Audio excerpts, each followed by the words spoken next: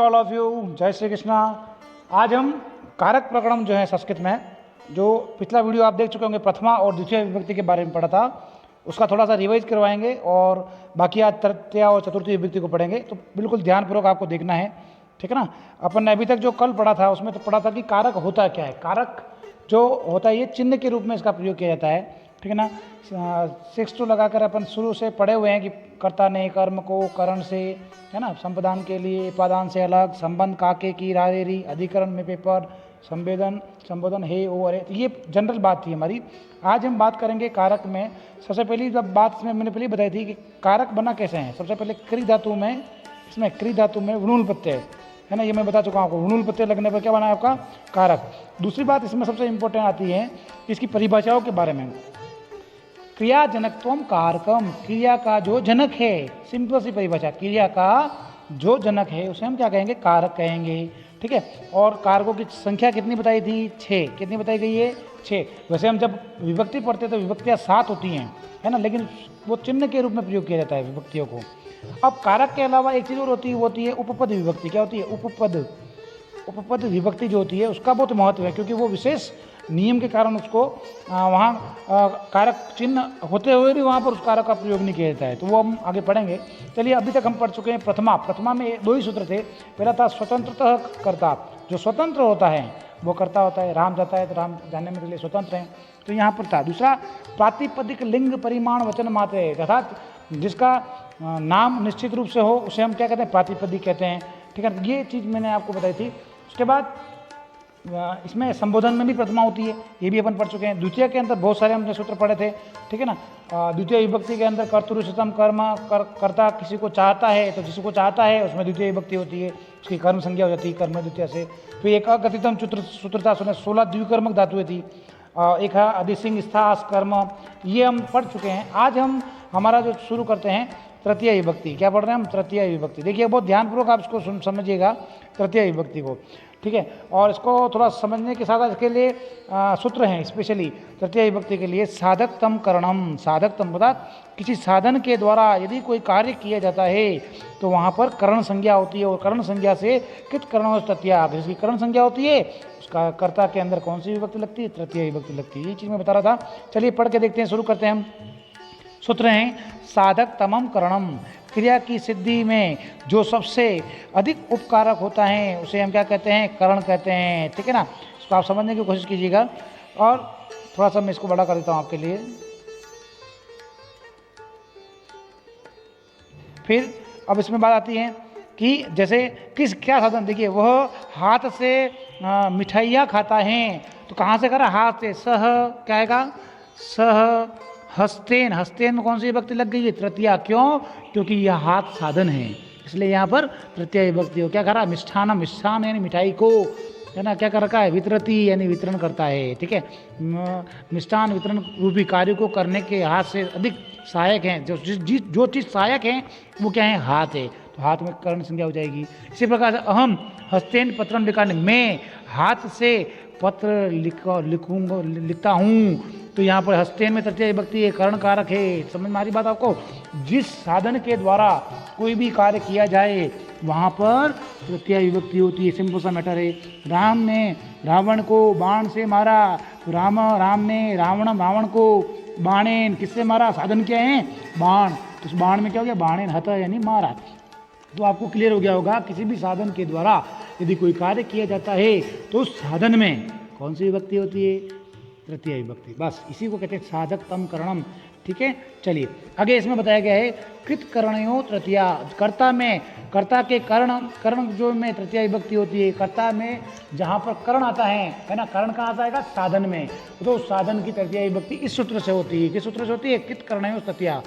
अनुकर्ता अतः कर्मवाच्य में, भाववाच्य में, कर्मवाच्य और भाववाच्य में, है ना, कर्ण में तृतीय विभक्ति होती है, ठीक है ना। कर्मवाच्य और भाववाच्य के जो कर्ता सब्जेक्ट होता है उसमें क्या सी विभक्ति होगी, कर्ण संज्ञा होगी अर्थात तृतीय विभक्ति होगी। स कुठारेन वृक्षम छिन्नति, वह कुल्हाड़ी से वृक्ष को काटता है, या कुल्हाड़ी में कौन सी विभक्ति का प्रयोग किया गया, तृतीय विभक्ति का प्रयोग किया गया। ये नोट्स आपको आपको ऐसे के ऐसे सेम टू सेम आपको उसको उतारने हैं कॉपी के अंदर, आपको एक ही कॉपी बनानी है ना। आदि आगे से आगे वाले पार्ट में आप क्वेश्चन आंसर जो पाठ्य पुस्तकें कर रहे हैं, पीछे वाले में आपको इसके नोट्स करने हैं, ठीक है। चलिए, इसका जो तीसरा सूत्र आता है वो इम्पोर्टेंट है, वेरी वेरी इंपॉर्टेंट, एग्जाम में आते हैं प्रश्न, ठीक है। ये सूत्र आपको समझ में आ जाएंगे तो आप आसानी से कर सकते हैं। सहयुक्ते अप्रधाने, अर्थात सह, साकम, समम, है ना, सार्धम, ये 4 शब्द हैं, चारों का अर्थ एक ही है, साथ। क्या शब्द हैं? साथ।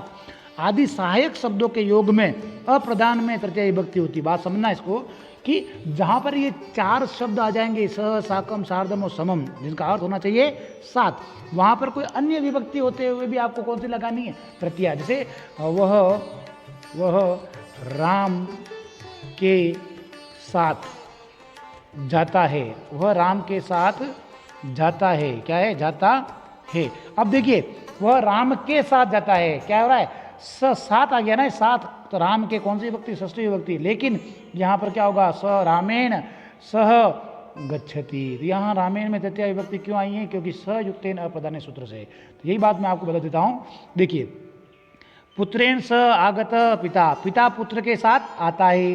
तो अब किसके साथ आता है? पुत्र के साथ। तो यहाँ स आया ना, स पुत्र के साथ। अभी की हिंदी अर्थ निकालेंगे तो काके की रारेरी षष्ठी विभक्ति होगी, लेकिन लगा कौन से रहे? तृतीया। क्यों? क्योंकि यहाँ पर स आया है। क्या आया है? स। बस सिंपल सा मैटर है। ये 4 शब्द आपको याद रखने। क्लियर? चलिए नेक्स्ट आ जाइए, अपन देख लेते हैं। नेक्स्ट अगला जो है, ये भी बड़ा इंपॉर्टेंट सूत्र है, इसको भी थोड़ा सा आपको देखना ध्यान से।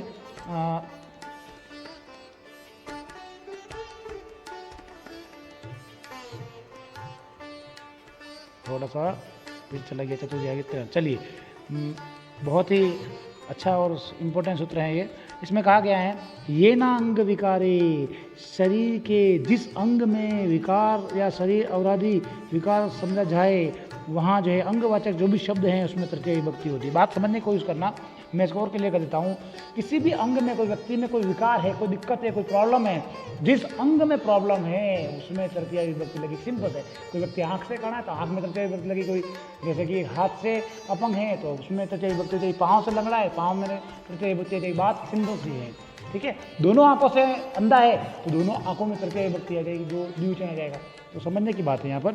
चलिए देखिए, पहला दे रखा अक्षणा काणा, आँख से क्या है? काणा है। आँख से काणा है तो मतलब अक्षणा, तृतीय विभक्ति अक्षणा, ठीक है। अब यहाँ पर शब्द रूप नहीं आते हैं आपको, तो बस हो गई बात। तो बार बार मैंने एक चीज़ बताइए, शब्द रूप में अच्छी तरह से पढ़ा चुका हूँ, वापस पढ़ा दूंगा, है ना। राम, रमा, हरि, गुरु, अस्मद, विस्मद, 8 शब्द हैं जो आपने याद कर लिए, तो 10th क्लास तक आपको कोई प्रॉब्लम आने वाली नहीं है। चलिए, सिरसा खलवाट, सिर से क्या है? वो गंजा है। फिर है पीठ से कुबड़ा है, पीठ से है ना, पुष्ठेन कुब्ज, और कानों से बहरा है, कर्णाभ्याम बधिर। यहाँ पर ये ना अंग विकार, जो अंगवाची शब्द हैं, है ना, उसमें विकार हैं, कमी है, इसलिए यहाँ पर कौन सी विभक्ति होगी साहब? तृतीया विभक्ति होगी। समझ में आ गई बात? चलिए वेरी गुड। नेक्स्ट आगे चलते हैं। पृथक, वीना, नाना भी तृतीया, है ना, अंतर्श्याम। देखिए यहाँ कुछ शब्द दे दिए गए, विशेष शब्द। क्या क्या शब्द दिए हैं? एक तो दिया है पृथक, पृथक का मतलब अलग होना, वीना यानी बिना, नाना यानी अलग अलग प्रकार के। इन शब्दों के, ये शब्द पर्टिकुलर ही अगर ये तीनों शब्द आते हैं, इन शब्दों के योग में तृतीया विभक्ति का प्रयोग विकल्प से होता है। तृतीया न हो तो पंचमी और द्वितीय भी हो सकता है। ये शब्द जहाँ आ रहे हैं, अगर बाई चांस अपन तृतीया नहीं लगाएं तो पंचमी और अगर आपने द्वितीय लगा दिया तब भी आपका राइट होगा। चलिए देखते हैं। देखिए, जल बिना न जीवती कमलम, ठीक है ना।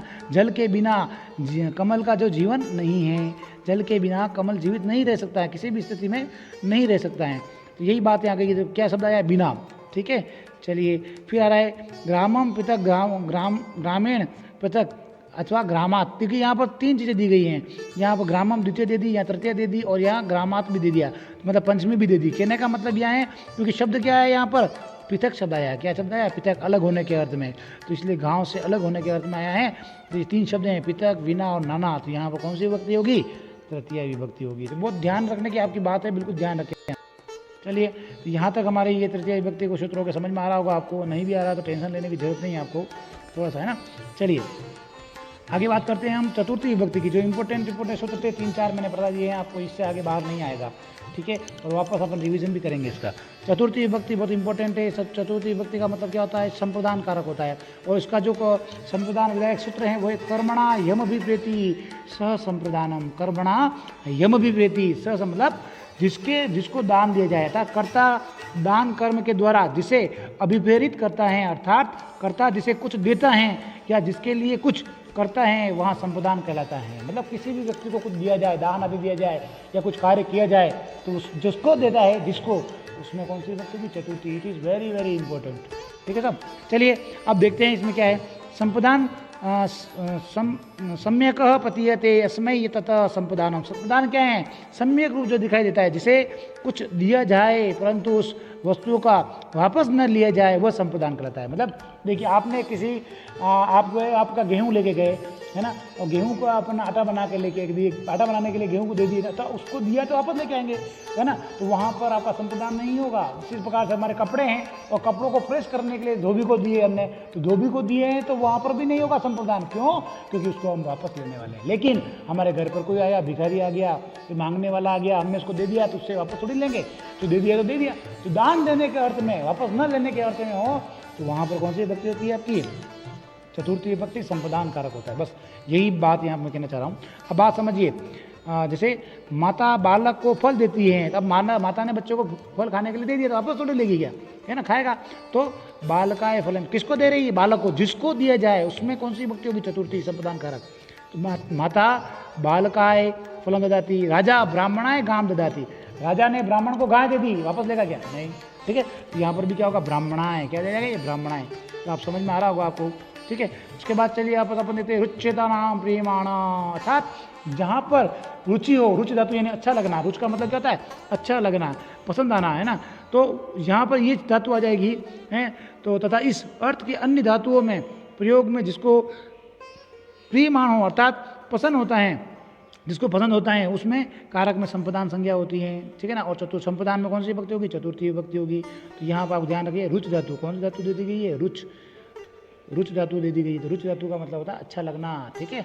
तो यहाँ पर ऐसा, चलिए उदाहरण देख लेते हैं। जैसे क्या बताया है, हरिये रोचते भक्ति, हरि को क्या अच्छी लगती है, भक्ति अच्छी लगती है। तो किसको लगती है अच्छी, हरि को। तो हरि को द्वितीय विभक्ति आ रही है हिंदी में देखें तो, लेकिन संस्कृत में हरिये में चतुर्थी विभक्ति है। मोदकम रोचते, मैया मुझे लड्डू बहुत अच्छे लगते हैं साहब, तो अब किसको लगते हैं, मुझको, द्वितीय विभक्ति आनी चाहिए, लगा कौन सी, चतुर्थी। मैयम मोदकम रोचते, मुझे लड्डू बहुत अच्छे लगते हैं, तो मेरे में कौन सी विभक्ति लग गई, संप्रदान संज्ञा चतुर्थी विभक्ति। तो आसानी से आप समझ गए होंगे इसको। चलिए अगला देखते हैं, नेक्स्ट, बहुत ही ये भी इंपॉर्टेंट है, बार बार पूछा जाता है एग्जाम के अंदर, ध्यानपूर्वक सुने। क्रुद्ध द्रुहेशा नाम यम प्रति कोप, अर्थात क्रुद्ध यानी होता है क्रोध करना। क्या होता है, क्रुद्ध का मतलब क्रोध करना, ध्रुव का मतलब होता है द्रोह करना, ईर्ष मतलब ईर्ष्या करना, असूय का मतलब है जलन करना किसी से, है ना। इन धातुओं के, ये पर्टिकुलर धातु हैं, क्रुद्ध, ध्रुव, ईर्ष, असूय, 4 धातु है ना। तो इन चारों धातुओं के योग में हमेशा क्या होता है, संप्रदान संज्ञा चतुर्थी विभक्ति का प्रयोग किया जाता है, यही बात बताई गई है। देखिए, पिता पुत्र पर क्रोध करता है, किस पे कर रहा है, पुत्र पर, तो पिता पुत्राय क्रुध्यति, क्रुद्ध धातु के कारण पुत्र पर चतुर्थी विभक्ति हुई। जबकि पिता पुत्र पर सप्तमी विभक्ति, चिन्ह कौन सा, सप्तमी का, लगा कौन सी रहे, चतुर्थी। क्यों, क्योंकि यहाँ पर क्रुद्ध धातु आई है। वेरी गुड, बहुत अच्छा।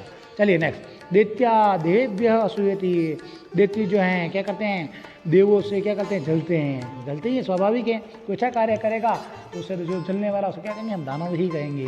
तो दैत्या देवेभ्य असूयति, क्योंकि जो देवता बहुत सारे हैं तो देवेभ्य हो गया। तो यहाँ पर आपको समझ में आ गया कि क्रुद्ध, ध्रुव, है ना, असूय, इन अर्थों में हमेशा और हमेशा कौन सी विभक्ति होगी, चतुर्थी विभक्ति, संप्रदान कारक चतुर्थी विभक्ति होगी। फिर आता है इसमें स्प्रिय स्प्रितम, अर्थात स्प्रिय यानी चाहना धातु के प्रयोग। पर्टिकुलरली अगर स्प्री धातु आती है संस्कृत में तो उसका मतलब होता है चाहना। इसके अर्थ में किसी वस्तु को हम चाहते हैं, इच्छा करते हैं, अभिष्ट करते हैं, तो वहाँ पर संप्रदान संज्ञा होती है और उसमें चतुर्थी विभक्ति का प्रयोग किया जाता है। जैसे बताया गया है कि सा पुरुषेभ्य स्प्रियति, वह पुरुषों को चाहती हैं, ठीक है ना। तो यहाँ पर अहम संस्कृताय स्प्रियामि, मैं संस्कृत को चाहता हूँ। तो यहाँ पर चाहने के योग में स्प्री धातु के योग में, सिंपल सा मैटर है, स्प्रिय धातु के योग में भी चतुर्थी विभक्ति होती है, ठीक है। देखिए आपने जो इंपॉर्टेंट सूत्र थे, ये 5 सूत्र मैंने आपको बता दिए, ज़्यादा इसमें वो ज़्यादा डीप जाने की जरूरत नहीं है। ठीक है। इसके अलावा भी अगर कोई आपको दिक्कत आ रही है बता सकते हैं, ठीक है ना। और हमेशा भगवान श्री कृष्ण के चरणों में हम नाजोरा नगरी में हम रह रहे हैं। और ये देखिए आज कि आपके श्रीनाथ जी के दर्शन भी कर ली। जय श्री कृष्ण, ठीक है। तो मैं एक बार थोड़ा सा इसमें आपको रिपीट करा देता हूँ। देखिए हमने पढ़ा था द्वितीय विभक्ति, कौन सी पढ़ी थी हमने? द्वितीय विभक्ति पढ़ी थी, ठीक है। एक तो हमने पढ़ी द्वितीय में क्या था, देखो कर्तु रिष्टम कर्म, पहला क्या था कर्तु इप्सितम, क्या है इप्सितम, इसमें एक तो सूत्र इंपॉर्टेंट ये हैं, कर्ता इष्टतम के बाद में अकथितम 16 द्विकर्मक जो धातुएं थी वो थी, ठीक है। फिर अभित परित समय निक्षा हा प्रति हो गए, ये था।